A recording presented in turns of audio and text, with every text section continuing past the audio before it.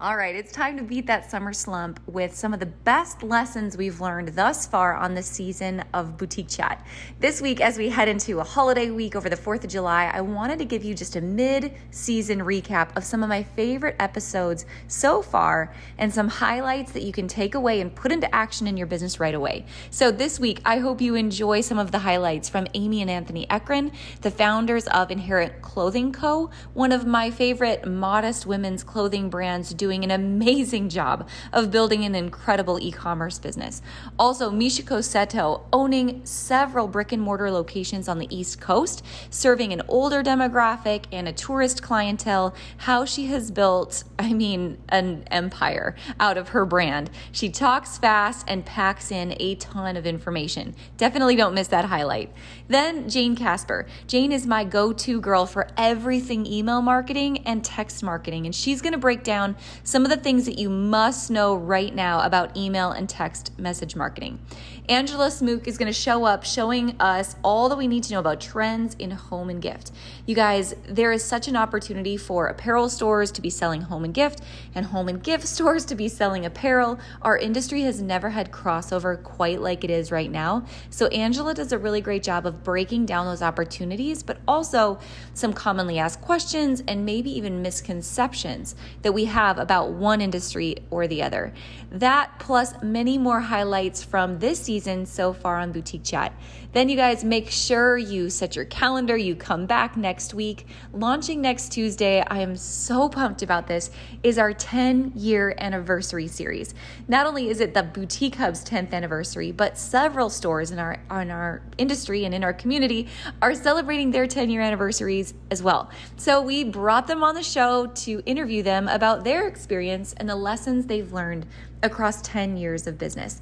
Next week, I'm going to be sharing with you my personal lessons, 10 lessons deep that I have painfully, expensively, you name it, learned in 10 years of business. And I hope these resonate with you no matter how many years you've been in business, whether you're brand new or you've been in business longer than I have. I hope there's a nugget in there for you. So you guys, all that to say, I hope you enjoy all of these highlights this week from the best of our season so far. And be sure to come back next week because you are not going to want to miss our 10-year anniversary series. You guys, thanks for listening to the Boutique Chat podcast. And let's jump in with some of my favorites from this season so far. Let's talk about your business, strategy, and the juicy details of what actually works, from mainstream fashion to fashion on Main Street and the entire ecosystem behind it. How do we scale your company and do it with the balance and the happiness that we all seek? Let's hear from those insiders, experts, and strategists that actually make it happen. I'm your host, Ashley Alderson from the Boutique Hub, and I can't wait to chat.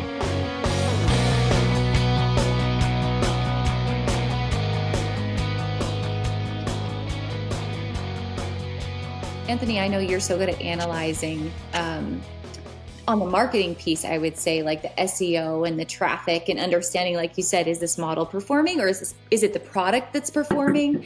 All those pieces. Walk me through a day in the life of your brain when it comes to marketing and how you start to analyze those processes to help Amy better understand the social media and the marketing piece, but also the buying piece. What are the things you're looking for? Oh boy, that's a big question, Ashley. So Margins. It's really no, it's really just like so I didn't have a background in boutique obviously as well, but I came from more of an analytical background in the agriculture industry. So it's really just finding like sometimes I come to work, it's like, okay, what am I going to find today that could help? And then it's thinking through the process and figuring out, okay, what metric would work well. And so sometimes it's a little non-traditional in terms of like the verbiage the boutique uses and the marketing world uses, but a lot of it revolves around margin or what's working in any of the social medias or email campaigns, and and then why did it work and how can we replicate it and grow that. That's so good. So how do you communicate that on a daily basis? How do you take what you found and make changes and implement it? And how do you argue it out when you disagree? 24/7 all over. Just kidding. We do metric meetings with our team. And so once every 2 weeks, we're meeting with each individual here, and we have big goals as a team. And then we break those up into action items every 2 weeks. So we just chink away at it. We have a big vision meeting planned here soon, and I have 2 folders this big that scare everybody. And he takes it to the team and breaks them down into little ones, but we get there that way instead of the way that I have with the big folders. And so we just check in every 2 weeks. We all work on something together and individually and get those knocked off. Yeah. So like a great example right now is the person that runs our website. We're working with some after purchase upsells, right? And it's like you have all the options in the world to do, and it's like, okay, so where do you start, and then how do you get better at it? And it's just a lot of times it's honestly, and this is Amy's help, but just starting, right? Just do the first thing. Like I can get ahead of myself and never start something because it's overwhelming or I'm just not quite sure how to do it, but just start it and then measure it and then get it better. So we're working with like after purchase upsells right now and figuring out the right combination of product to that complements whatever the customer's purchasing, and then just increasing the upsell percentage a little bit until finally it's like, okay, I think we got this, we understand it, and then moving on to the next thing. So that's like an example of something we would work through on our metric meetings.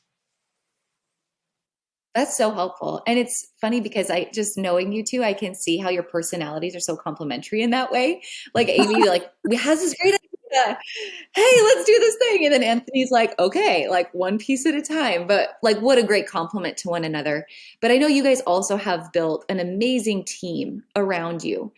Talk me through that process. Because Amy, I know it goes back to what you were saying about even just your mission, vision, values, and the very initial branding you did. That's at the core and the foundation of all of your team, right? How did you first start to grow that team as you took the company over? And then we'll talk about what it is today. Yeah, I think we've been in a lot of different stages in our business. And currently we're like, if you have our values of keep it classic and simple, if you have a strong work ethic, if you're here to create a community of positive people, if you have integrity, spirit of humility, and you want to serve others, you can be on this team. And if I totally trust all those things, then we're going to be okay. And a lot of things are teachable. And if you don't have those values, then I don't care if you are the smartest SEO person in the world and you're in our door. If you don't have those, it's not going to work here.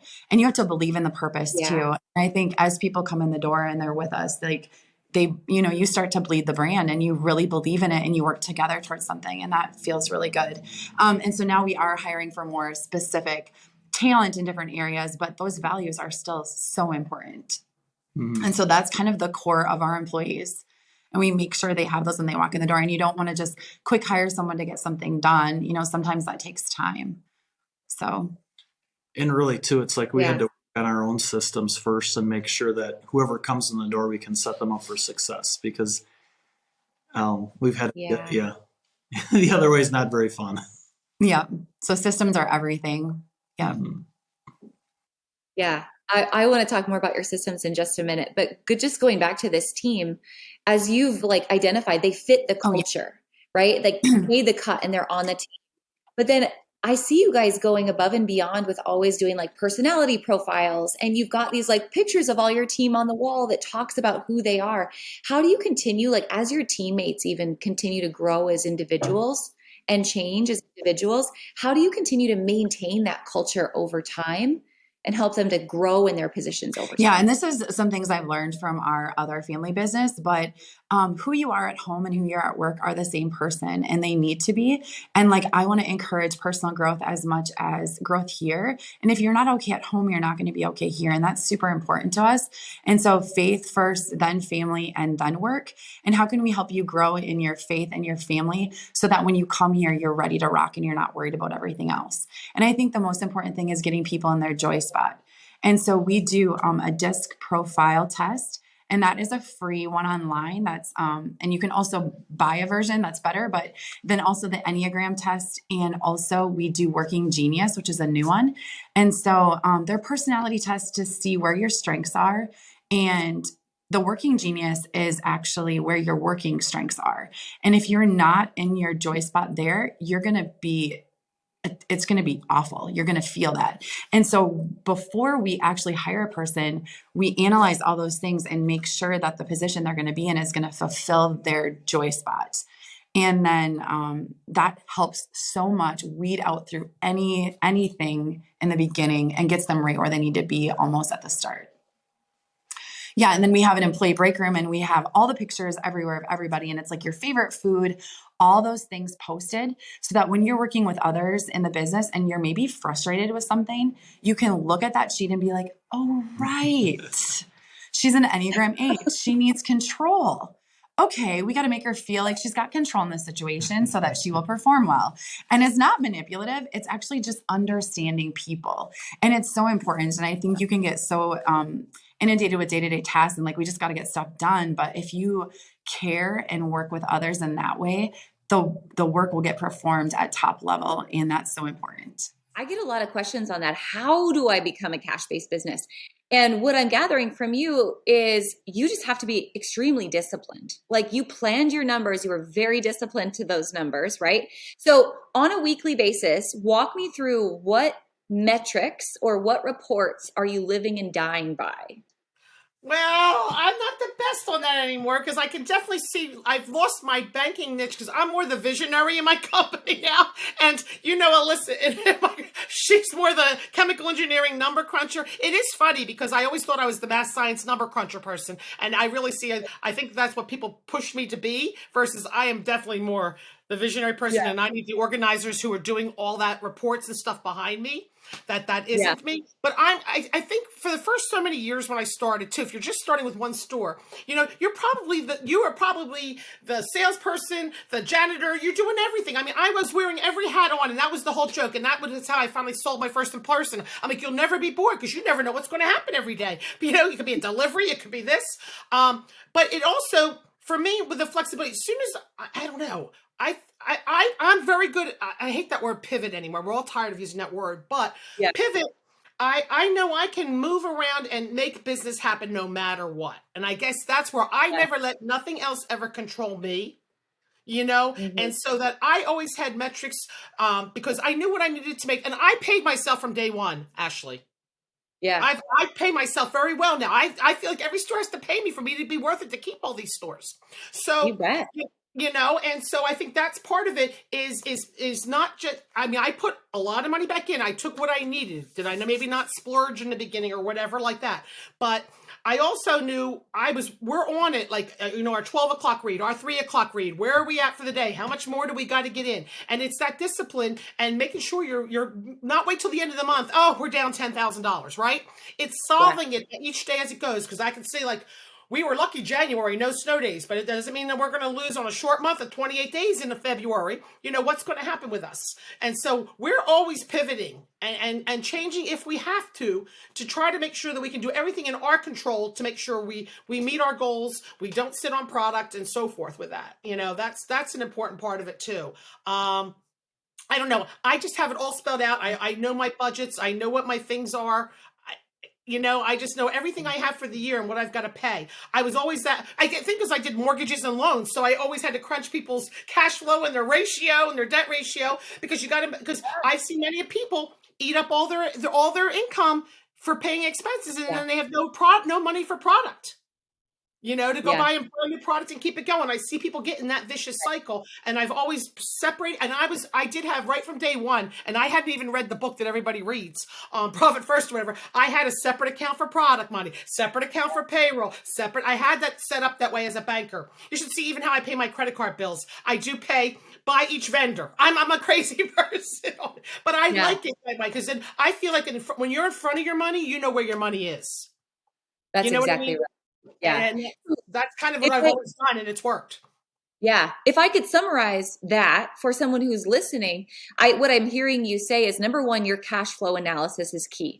You have a budget. You know what you're expected to sell. You know what you're expected to spend, right? You know what your margins are going to be.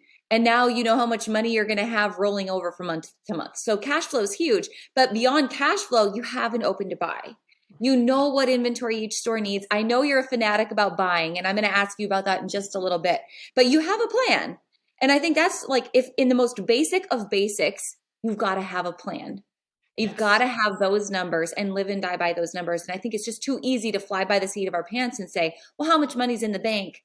I'll just go spend that in inventory. No, you've got to be analytical enough just to have a plan. It is, because I mean, I'm always planning, like the last week of the month, is our payroll, is our rent accounts, are we sitting good with our money? I mean, you just have to sit back and look at it, because you can get, are we perfect? No. And sometimes you budget, you think you're going to have your same salespeople here that are doing great, and then all of a sudden you don't have that staffing and you're not turning that profit. You always are going to have a little bit things to juggle with, but you got to have that, because that keeps you feeling like, I see sometimes people get so crazy in their business. And I think if you have that foundation, then you're not going to make yourself sick to your stomach or or let that stuff get to you. It'll all work out. And as you build, as long as you keep learning, and you're going to keep earning. Is always, I always tell my staff, I said, as long as we keep learning, we're going to keep earning. And and we have solutions. We solve shit. Okay, I don't want to say that word, but that's what we do as a business owner. You've got to be able to and want to do that. So you just can't stand there behind the counter and think it's going to happen. I think that's part of it. I've got to repeat that. I got to put that on my wall or something. If you keep learning, you keep earning. So on that note, you've been a part of our mastermind this year, and something I have watched you do and seen so many other people learn from you on is when you decide something, you're just like going to run through a brick wall and do it. Like, I've got this idea, I've got this thing, I'm going to do it. I would love to know, how do you keep feeding that tenacity? And it's made you like the queen of events and promotions. So I would love to know, like, what are your top 3 events and promotions? Because you're so good at them. We do, and we have marketing books. We keep a running thing, and we always evaluate. We evaluate what was good, what was bad, what could we do every year after. And I think that is so important with your marketing.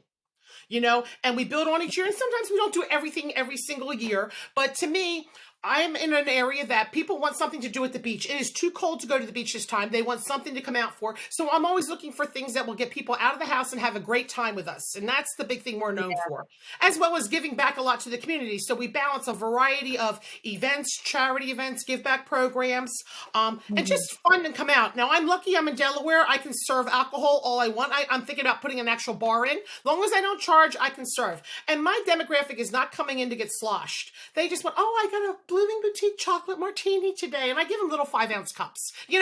But they love it. They come out, they want to know what my drink of the day is. Like, our drink of New Year's resolution drink for January was pink cherry vodka with 5 calorie, 1 gram of sugar cranberry juice. Would you like to try today? That's what I do on my weekends. I bartend. I have fun. And I mingle with my store, my customers, and I distract the husbands, talk football with them. Between me and the dog, we take care of the husbands so that the women can shop.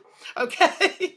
And so, but we do love to do events. And I think, I was in direct sales for 8 years, and I have to give that a lot of credit, because I put on a lot of events for my downline and for my groups and all that kind of stuff. And I was social chairman in I was social person in my sorority and my community. I mean, I don't know. I've just done all that kind of stuff. I love having, and my mom always did that, I guess. You don't realize what you learn even from your mom. But we love to put on events, and we like to do them big.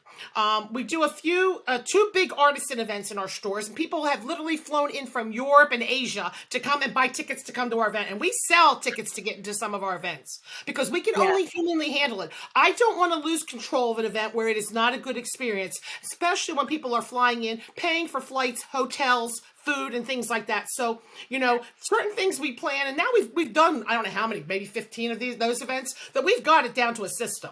And I'm lucky I have a brother who's a chef who does a lot of my catering for me too at the Jersey Shore. So he comes over to help. But we always do something in our stores. And I, like right now, I've got a big food drive going on, because the first quarter, it's really hard for people to collect food.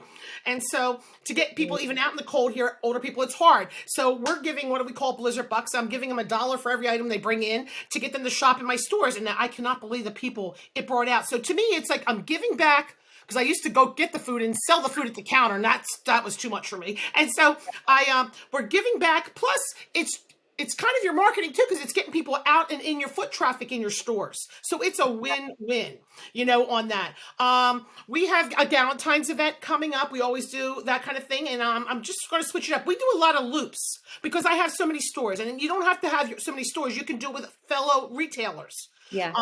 Where like I do a chocolate loop in January. It's chocolate martinis, chocolate wine, sea salt caramels, hot cocoa bar with Rumpelmans and whipped cream vodka. So you go to all the different stores, they sign a little loop card and they drop it off at the last store, and then they're entered in. I do a gift certificate from each store. We do a drawing. People love to do that stuff. You know, Yeah. and it's just all about that kind of fun and experience. People love give back programs. They like to support local charities. I try to bring in the off season when we're not busy, lots of different artists or trunk shows or little events in. I try to bring as much to me so I don't have to lug as much to go out, you know, and work smart with it. Plus, you know, I think your biggest thing is you setting up some sort of calendar, you know, and look at each month. I use your holiday calendar month. Like one of our favorite things in the fall, we do National Fortune Cookie Day. We actually get custom fortune cookies, and people come out for I think I should start serving like wonton soup next year or something. But people come out and they love our custom fortune cookies. And of course, a lot of them are like 5% off, 10%, you know, it's something. Yeah. But it is a big event for us just because That's a it's good idea. it is. So we try to look at all that because I have so many different stores, like, you know, when there's a taco thing or there's a nacho thing or margarita day, you know, we do all different types of things like name games. Your name is Ashley. Come into our store today and you're going to get a free this or that. We do towns. If you're communities, we just try to do all different things, and we try to make it all about the experience. It's not the products that you're selling. It's the experience when they come in and be with you. And that's really what it is. You know, Yeah. they come in, we have beverages, we have candy dishes at the counters. We try to have the right music on because I do have to control my younger ones with what they're playing in the store. But we try to have, I'm all about the five senses too. You know, we try to have stuff that smells good for the season. If it's fall, I usually have an apple scented melted thing going and things like that. You know, and the men want to come to our store. They want to know what we're serving for the day, or what we've got going, or what kind of food do we do. I mean, we do all different types of things. So, you know, and you don't have to spend a lot of money to do a lot of this stuff. Don't already know, Jane, and what you're doing to help other retailers with email marketing and text marketing. That's what I really want to dig into a little bit more today, and specifically some of the changes that are happening right now in email and text marketing. So for a couple of points of reference before I turn it over to you, Jane, and we get into it, just know that there's going to be some links in the show notes today where if you have questions about this and some of the regulations we're going to talk about, we're not attorneys. We do not pretend to be. So we're going to link up some information for you in the show notes. Plus, if you were at the Boutique Summit, Jane did a complete breakout session at the summit. So those of you who attended or have a digital ticket, you can find Jane's session there as well. I'll link those up in the show notes today also. So Jane, let's jump off here. Let's start with text marketing. I feel like so much has changed in the world of text marketing. So I would love for you to start with just, if someone was looking for text marketing to be a big part of their marketing program going forward, number one, why would it be important? And number two, what would you be looking for when you're choosing your text marketing provider? Okay. So the reason why it's important is just like everything, we want to meet people where they are, right? That's why we have mobile friendly devices. That's why we use Comments Hold. That's why we use Instagram and we use Facebook. So very similar to how I'm sure we all have those customers that comment like crazy on Instagram, and they also have Facebook, but we never see a comment from them on Facebook, right? That we all have our preferred platforms. So it's the same way with email and text. People who shop on mobile are more likely to purchase on text from text marketing, and people who shop on desktop are more likely to purchase via email marketing. So for that reason, we want to meet them where they are. Also, people who are of certain generations convert better on text marketing. That being said, don't forget to, so like for instance, our customer base is 45 and up. And for the longest time, we did not do text marketing because we thought like they aren't going to want to get a text message. They're going to be annoyed. And then we did a survey, and we had a much higher number of people who wanted us to do text marketing than we're completely blown away. So we did great. And then over time, we ran quite a few tests and studied like where different people convert. And maybe they also had email, but maybe they don't check their email, or maybe they order from their work email and the work email bounces it, or it just goes into a filter, right? We like to assume that if we're sending something to someone, that they're receiving it. On the same token, with text messaging, one thing that we always assume with with text marketing is they like to use the old metric of 99% open rate.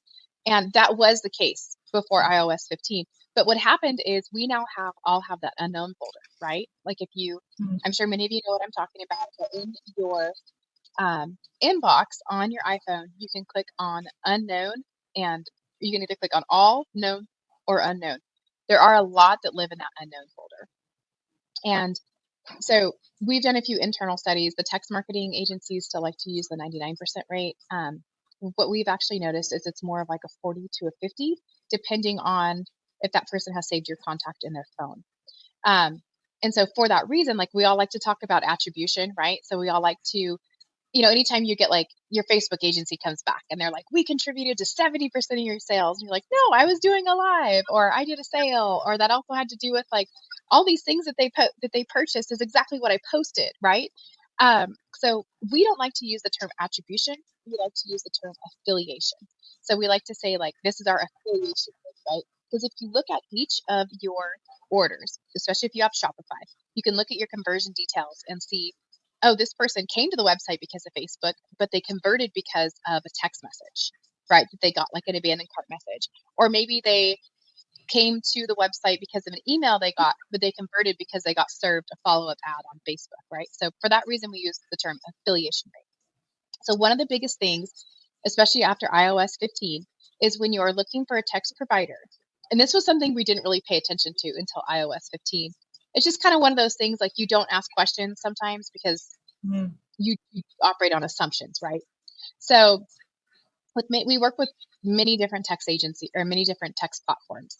But we started whittling down after iOS 15, and that's because we were getting attribution rates that didn't necessarily seem accurate because we were seeing our click rates drop, but the attribution rates weren't dropping. And one would think if the click rates are dropping, then therefore so should the sales from that, right? So as we started to push, we realized that when they consider them views or opens, there's actually no way to track if someone has viewed or opened a text message.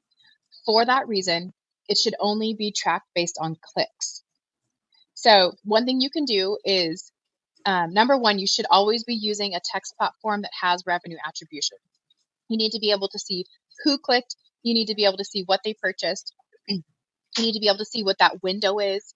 You need to be able to see if they have failed sends, any of those things, right? And so I would recommend either changing your attribution to click only or to going with a platform that only tracks clicks. Because the reality is viewed and only equals sent. That doesn't even mean that they received it. They'll use the term received, but that doesn't mean that they received it. So you need to be with a platform where you can actually run a report for those failed sends and remove them. Because at the end of the day, if you're sending an MMS message, that's 2.7 cents for every single message, right? That adds up. Like maybe it's only 10 or 15 people per text, but maybe you're sending it 2 or 3 times a week. That makes a huge difference. Yeah. And then also being able to send images, right? Being able to track what people are doing, being able to, there's a lot of platforms out there where you can just send out a blast, which is great, but you also need to know what state are they in, right? What time zone are they in? What have they purchased? How can we meet them where they are?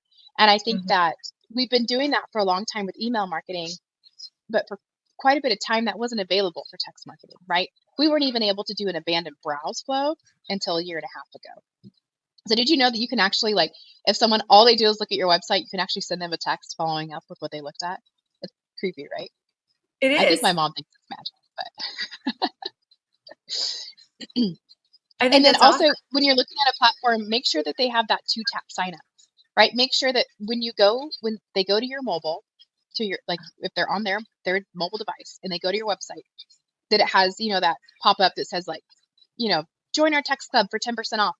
Make sure it's one of the simple ones where all they have to do is tap it, it populates in their phone, and they send it. Because that can qualify as a double opt-in because it's automatically coming from their phone number. Also, just as important, we all like to use those banners that say like save 10% off to, or like the cute little icons. By law, you have to have a link to your terms of service and your privacy policy in there. Also, here's my shameless plug. There are a fair amount of online stores that do not have their terms of service and their privacy policy posted. That is our number one thing that holds up our build outs, is because they don't have their legal attributions on their website. Mm. It does vary by state, but many states, you could not legally do e-commerce business if you do not have those posted on your website. So even if you aren't doing text messaging, please go do it. Just go post them. You can, in your checkout, they're usually displayed, but I would check your state regulations to make sure that they don't have to be displayed when someone arrives to your website as well.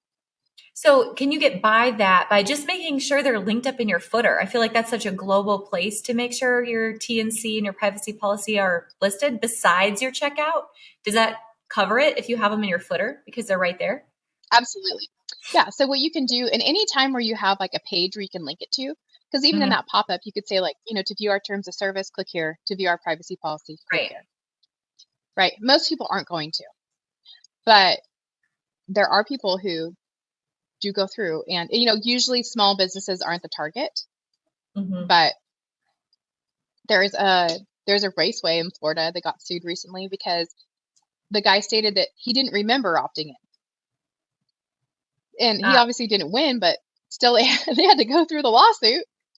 Yeah. Let's pause here because I want to talk more about this. So I feel like across so many channels, in the last 2 years especially, this has become an issue, whether it's with text marketing, whether it's with email marketing, whether it's with handicap accessibility on e-commerce websites. We've seen more and more small businesses be taken to court or have, a C&D at minimum sent to them for not having some of these basic boxes checked, we'll say. So talk to me specific about what has happened. There's been a number of lawsuits, even with boutiques that we know, for some of the practices they had with text marketing. Talk to me about those regulations and some things that we should all be looking for so that we don't get sued as well. Okay. So TCPA compliance is difficult because it's actually written out for telephone calls. And the issue with that is that sometimes there's a gray area. So for instance, like if you're in Florida, you have to be able to, it's stated as callback, but it can be legally digested as contact as well, right? So you need to ensure that you have two-way texting at minimum. If you don't have two-way texting, or Florida also has something in place where if they repeatedly try to reach you and you don't respond to them, that's also in violation of TCPA. So TCPA was put in place during the Ronald Reagan administration, and it's regarding telemarketing, right? Because we all remember when you're little and, it's like 8 p.m. and the phone rings right after dinner, and then your dad answers and you're like, oh, this poor soul, right? And he's like, it is 8 p.m. at night. And so now all you have to do is say like, hey, can you let me know how I opted in specifically? And then they take you off their list, right? But that's where the do not calls list came into place. So there are regulations as far as when you can call. All of the other states, besides Washington and Florida, it's 8 a.m. to 8 p.m. That means if you live in Idaho, I live in Idaho. If you live in Idaho and you send out a text at 8:30 in the morning, it's 7:30 for all of your people in California.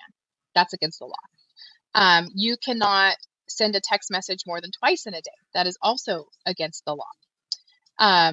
For whatever reason, Florida has 3 times, and usually Florida is much more stringent on everything. But you also have to keep in mind that the auto responders are included in that, right? So if someone abandons a cart, and then you also send a text message in the morning and a text message at night, you're in violation.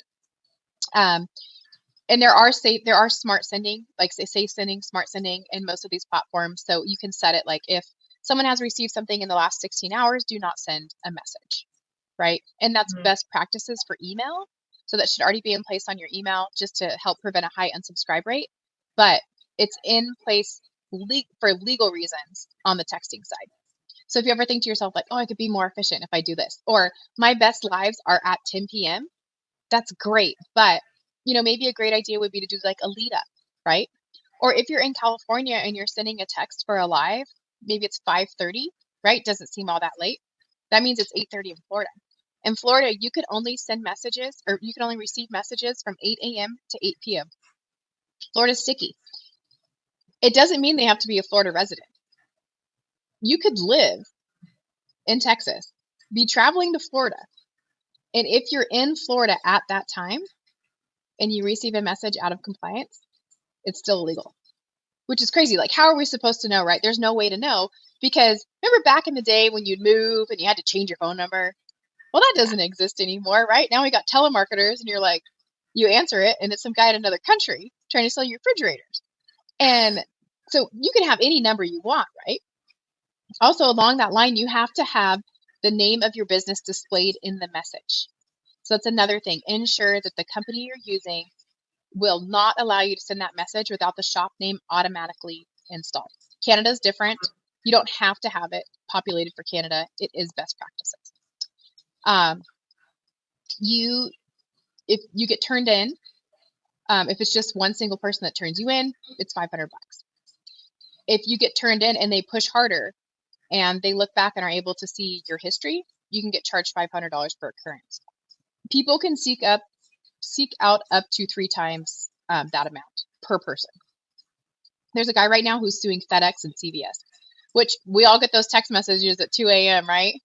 Your package is arriving, or you have a shipment coming, and a lot of them are they're in our industry, and we've all gotten those text messages late at night or early in the morning.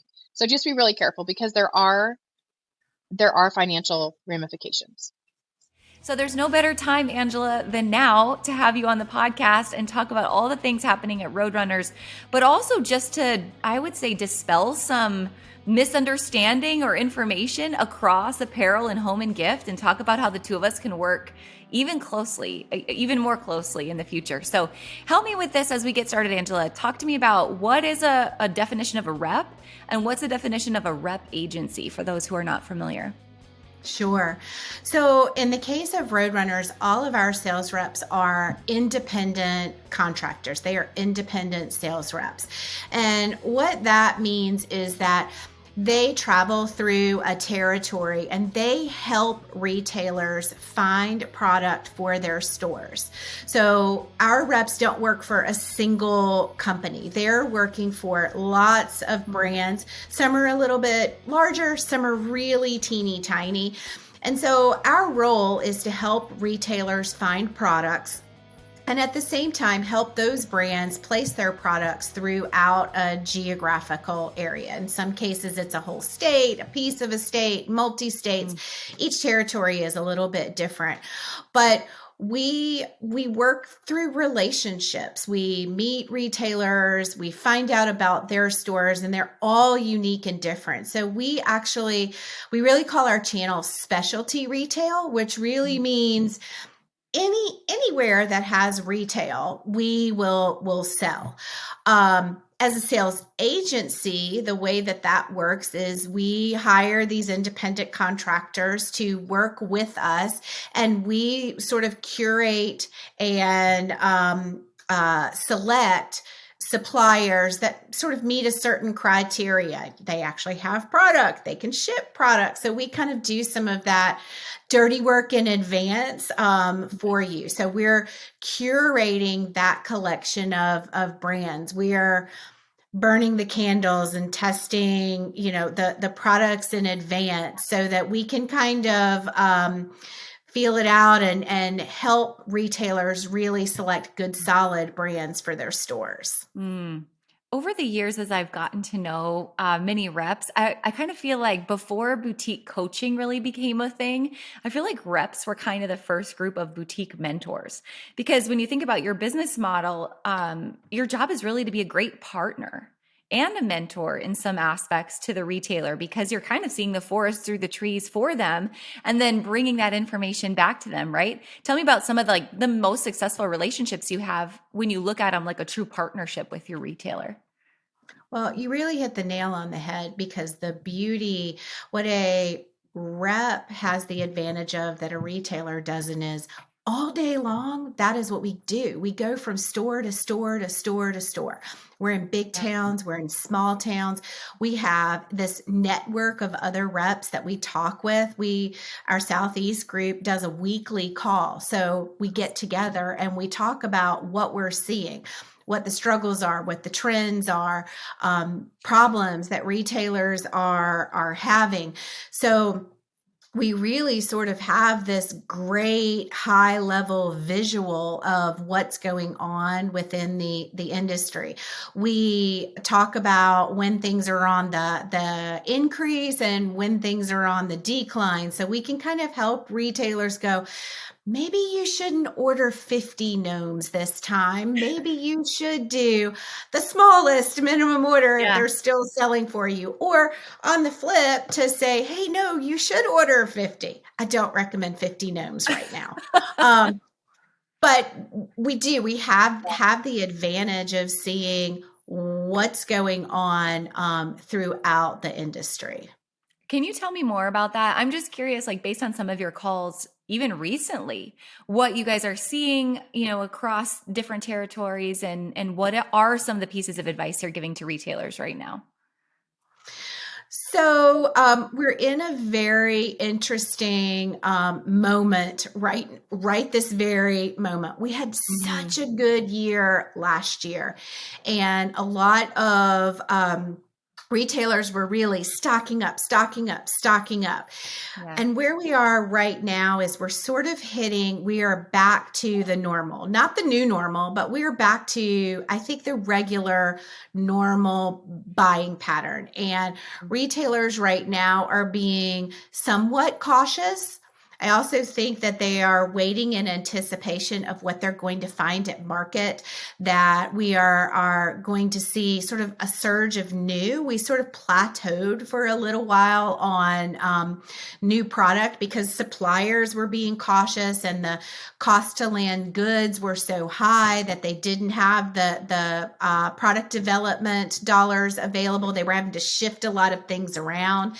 Wow. And so I think that we're sort of in this moment of caution. And I think it's going to be really short lived because I think there's going to be a lot of excitement back at market. So it's a softer time right now on our side. The beauty of that is this is the perfect time to reach out to a sales rep and just have some of those conversations of, what are you seeing? What do you think is going to be hot? What did I miss out on that I should have stocked up on? Because right now reps have a little more time on their hands as we lead into market season. I love that. I wanted to ask you really what you just brought up in addition was, what are you seeing in terms of trends? Let's talk about trends that you see across home and gift, both for summer and immediates, but also what's happening now for fall and holiday. What do you see on the horizon? Sure. One thing that comes to the very top of mind for me is travel. We've been getting back to travel as Americans, but we're beginning to see more products related to travel. So whether it's something that solves a problem or something even as simple as luggage tags, and in personal care, seeing brands that haven't done travel size products are now launching travel size products. So travel is definitely something that is bubbling to the top. We're also seeing color. And I think that transcends right even into fall and holiday, where holiday colors have been very traditional, red, green, jewel tones, metallics.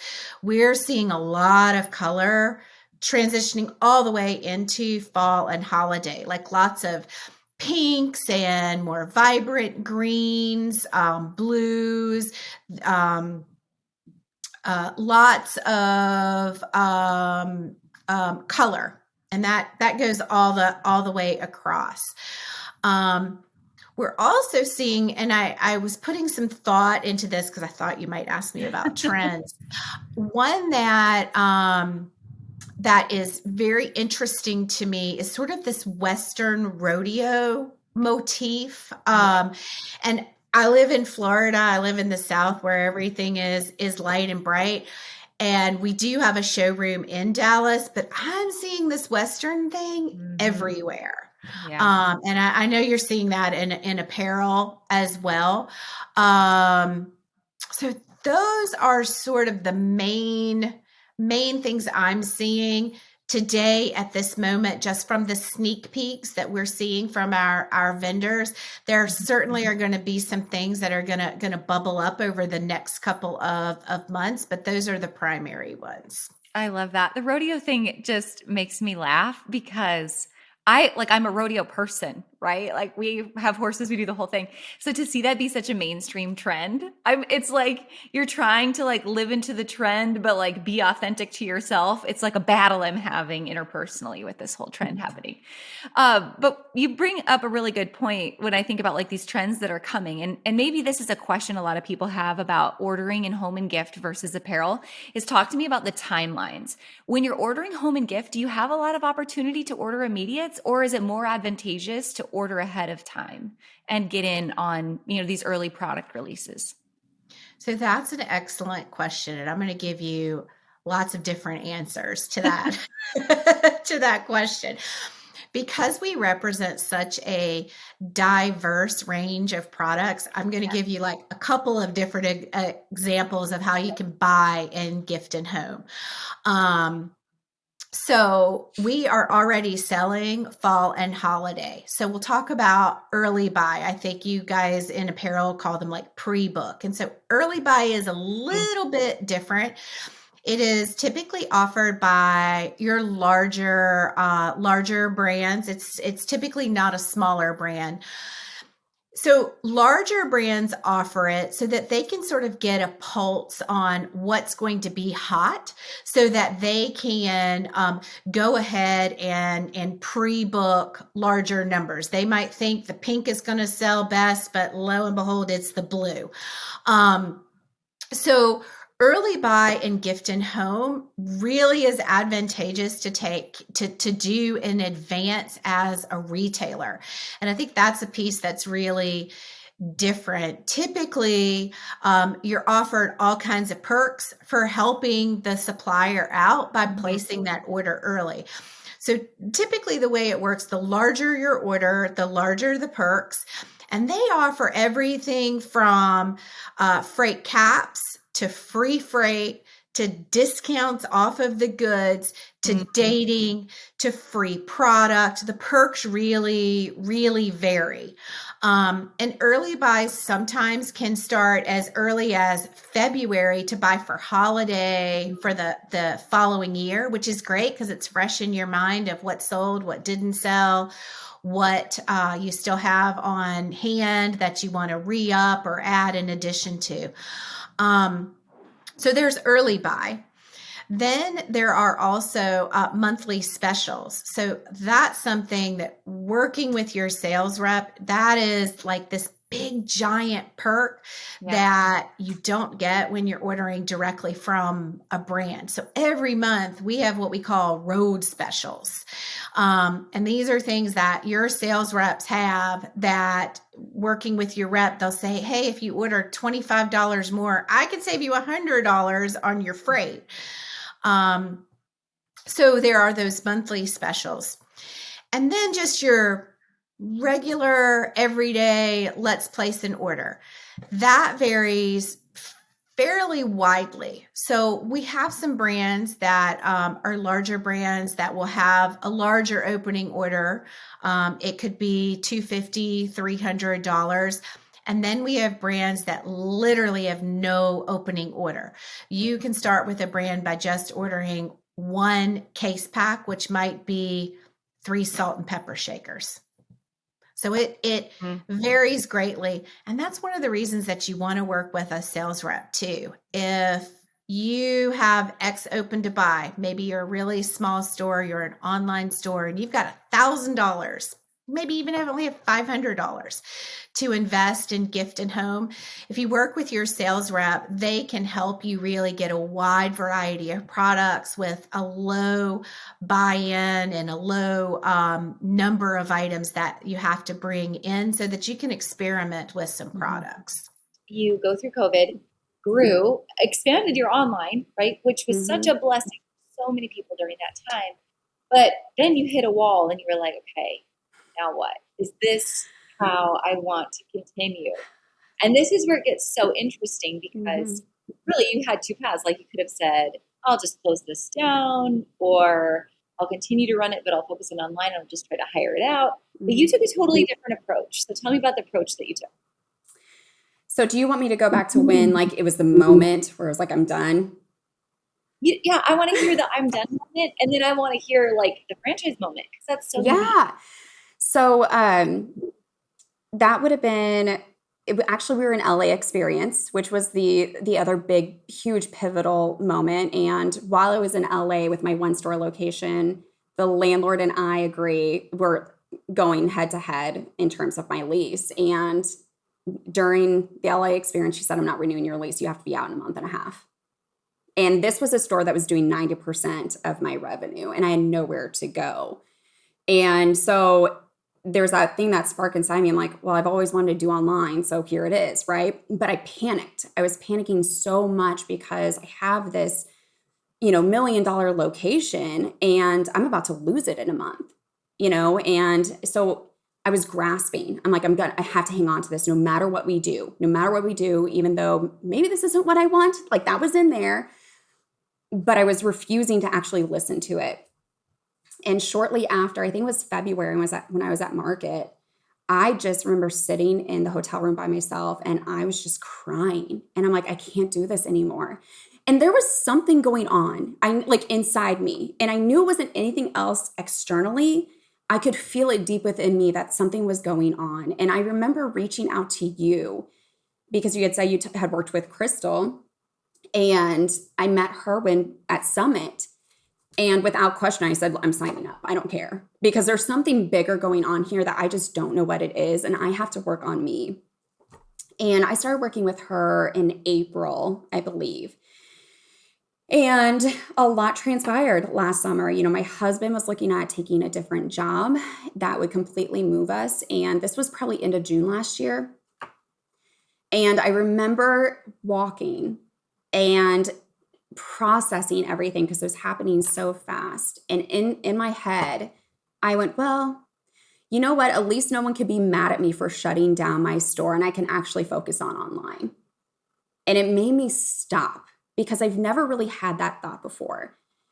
And I'm like, I was using this as an excuse, this was my way out. And I'm like, whoa, there's something really going on here. And that was when I accepted, I just don't want the stores anymore. I don't. I want it out. It was there. It just randomly purged itself out of me. And all along, I was kind of looking for this way out without me having to make the decision. I wanted my hand forced in it. I was so unhappy. And, that's when everything started really kicking in. It's okay, this is what I want. I was under a 5-year lease. I had no idea how I was going to do it. I remember telling Crystal, I'm like, it's fine. I'll suck it up for another 4.5 years. I can do this and then we'll go online. And she's like, Sarah, that's the most ridiculous thing I've ever heard. You are so unhappy. There has to be another way you can do this, that you can get out, that you can chase with what you want.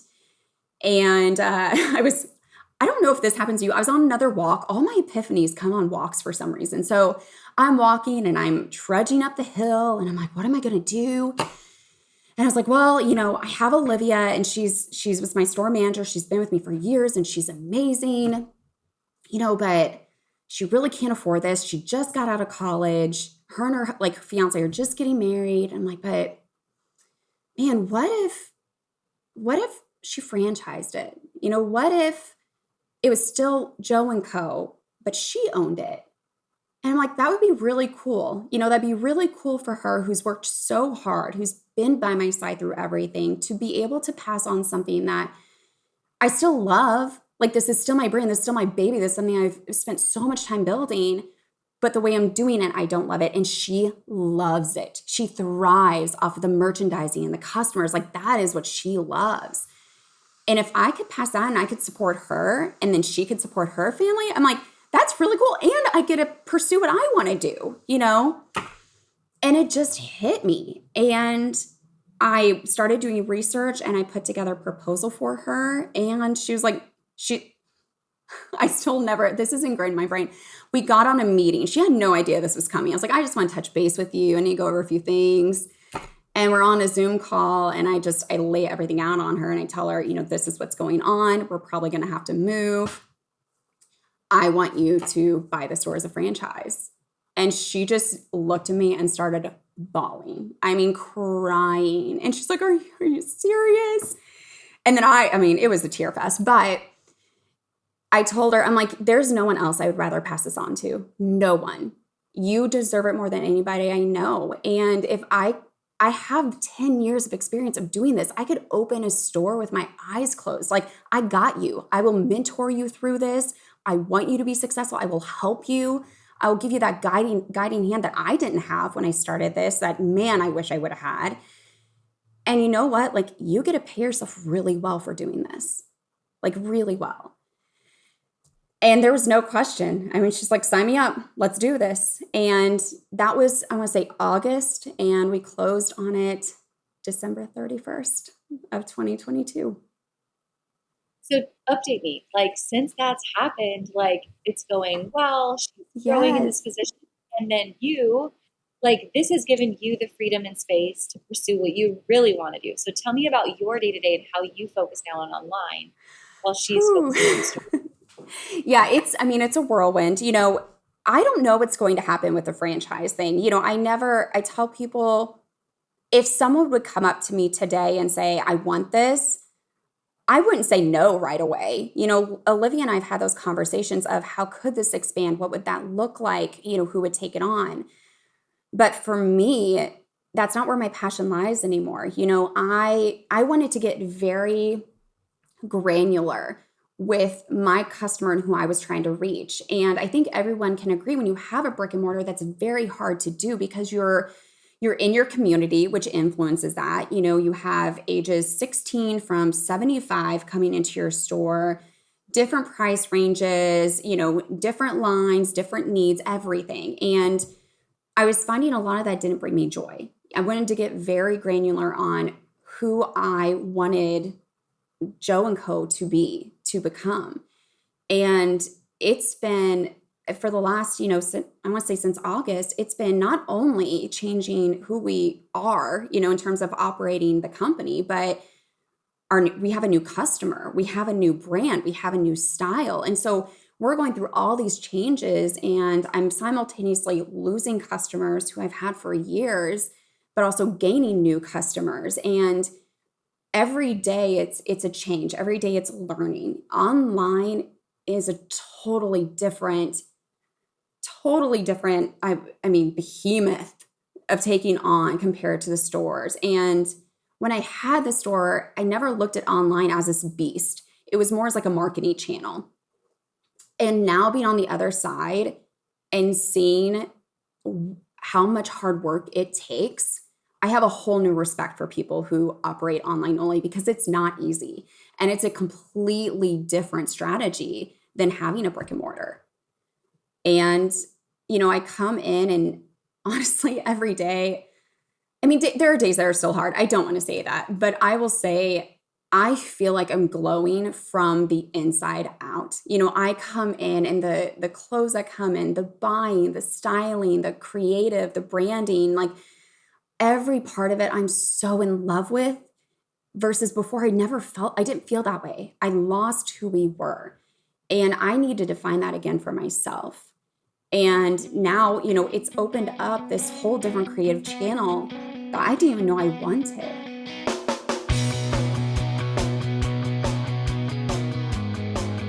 Hey guys, thank you so much for listening to this episode. We hope that you loved it. Don't forget to hit subscribe and leave a rating and review down below for a chance to be one of our featured listeners each and every week. For more information on our spirit of community over competition and how to access complete show notes and bonus downloads from our guests, head on over to theboutiquehub.com and join the community. We'll see you next week.